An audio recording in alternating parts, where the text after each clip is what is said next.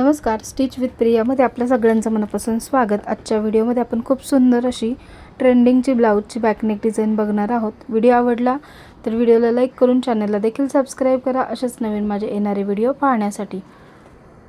इथं मेजरमेंट मी दाखवलेले आहेत स्क्रीनवरती। बॅक पार्टचं कटिंग करून घेतलेलं आहे अस्तरवरती। आता याची जी डिझाइन आहे ती मी पेपर पेस्टिंग लावून तयार करणार आहे। तर इथे पेपर पेस्टिंग घेतले, जेवढी ब्लाऊजची उंची आहे अस्तरची कटिंग केलेली तेवढ्याच उंचीचं पेपर पेस्टिंग इथे घेतले 14.5 इंचाचं। रुंदीला घेतले 3.5 इंच, डबल फोल्ड आहे हे। तर इथे आता फोल्ड जी बाजू आहे तिकडनं मी 2.25 इंच गळा रुंदी घेतलेली आहे आणि 2.25 इंचावर असं मार्किंग करून सरळ लाईन ड्रॉ करून घेतली। यावरती आता पॅटर्न तयार करून घ्यायचा आहे। तर पॅटर्न तयार करण्यासाठी मी इथे 1.5 इंचावर मार्किंग करून घेतले वरूनच पूर्ण खालपर्यंत 1.5 इंचावर मार्किंग करून घेतलं।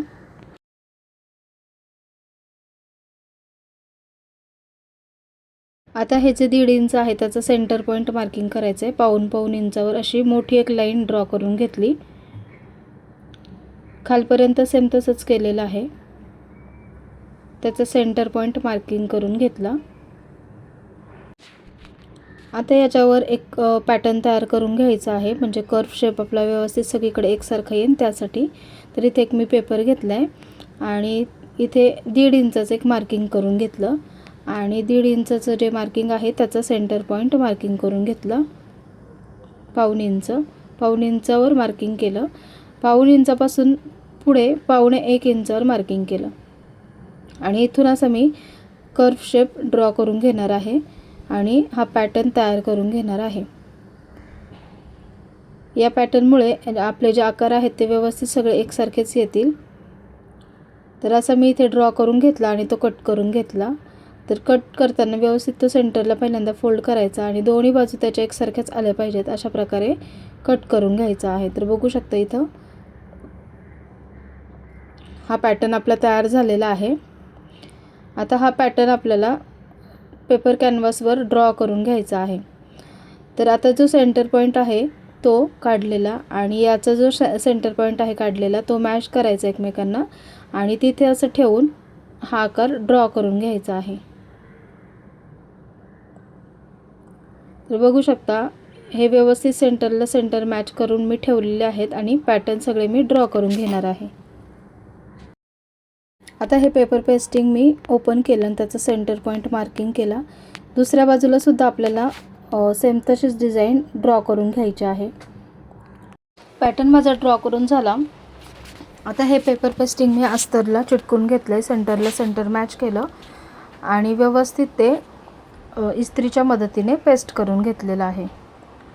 खाली ब्लाऊजचं फॅब्रिक सरळ ठेवलंय, थोडं अस्तरपेक्षा एक्स्ट्राचं कट केलेलं आहे, त्याच्यावर अस्तर ठेवलेलं आहे। सगळ्या बाजूने पिना व्यवस्थित लावून घेतल्या आणि जसं आपण डिझाइन ड्रॉ केलेलं आहे त्याच्यावर शिलाई देऊन घ्यायची आहे।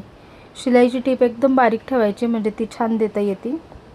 तर जसा आकार आहे त्याप्रमाणे मी इथं शिलाई करून घेत आहे।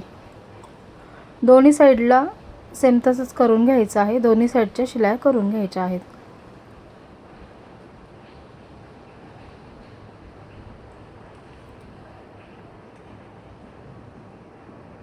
आता माझी एका बाजूची करून झाली, आता मी दुसऱ्या बाजूला करत आहे।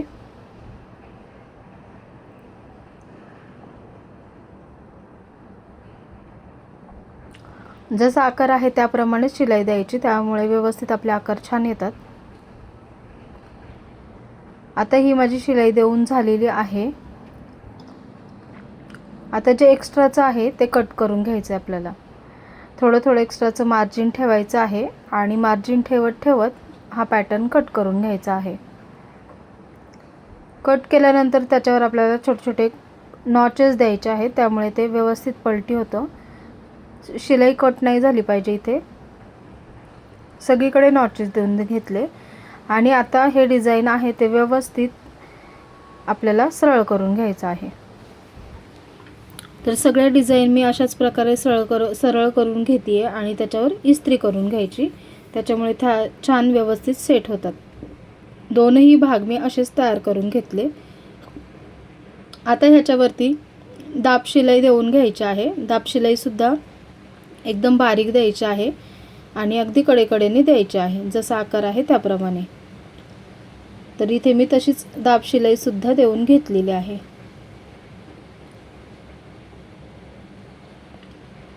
दुसरा पॅटर्न सुद्धा मी तसाच रेडी करून घेतला.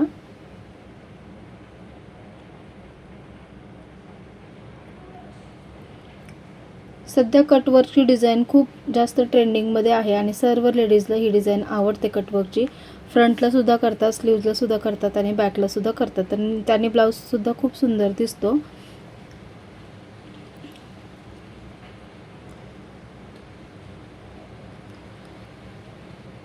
तर असं हे आपलं तयार झालेलं आहे पॅटर्न. आता जो मधला पॅटर्न आहे तो तयार करण्यासाठी मी इथे काठाचा एक कपडा घेतला आणि एक अस्तरचा कपडा घेतलेला आहे. त्याच्या कपड्याचं माप आहे 8 बाय 5 इंच. तर इथे मी 2.25 इंचाचं मार्किंग करून घेतलं आणि इथे असा पॅटर्न ड्रॉ करून घेतला आहे अस्तरवरती. आता मेन फॅब्रिक खाली सरळ ठेवलं आहे, त्याच्यावर अस्तर ठेवलेलं आहे. पिन लावून घेतली आणि वरती जसा आकार आपण ड्रॉ केला आहे त्याप्रमाणे शिलाई करून घ्यायची.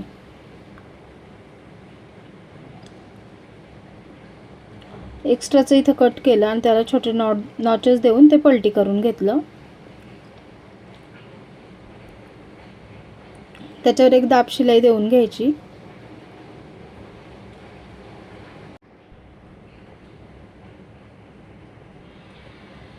आता हे मी चारही बाजूंनी जोडून घेतलेलं आहे आणि हे एक्स्ट्राचं कट करून घेतलं. त्याचं आता सेंटर मार्किंग केला आणि सेंटरपासून मी 2.25 इंचावर मार्किंग करून घेतले.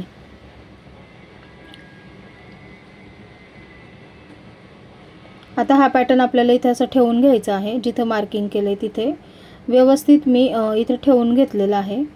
तो ठेवून घेतला आणि त्याच्यावर पिना लावून घेतल्या आणि आता याला शिलाई करून घ्यायची आहे. तर इथे खालचे जे 2-3 पॅटर्न आलेले आहेत त्याप्रमाणेच आपल्याला इथे शिलाई करून घ्यायची आहे.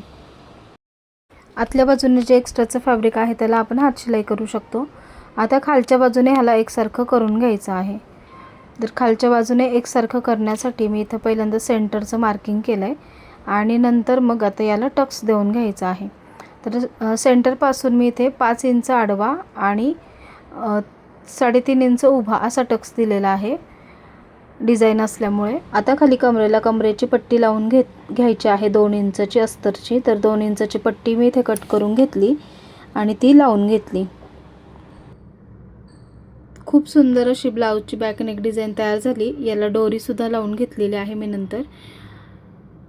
तर तुम्हाला ही ब्लाऊज डिझाईन कशी वाटली ते कमेंटमध्ये नक्की सांगा. व्हिडिओ आवडला असेल तर व्हिडिओला लाईक करून चॅनलला देखील सबस्क्राईब करा. असेच नवीन येणारे व्हिडिओ पाहण्यासाठी. पुन्हा भेटू अशाच एका नवीन आणि यूजफुल व्हिडिओमध्ये. धन्यवाद.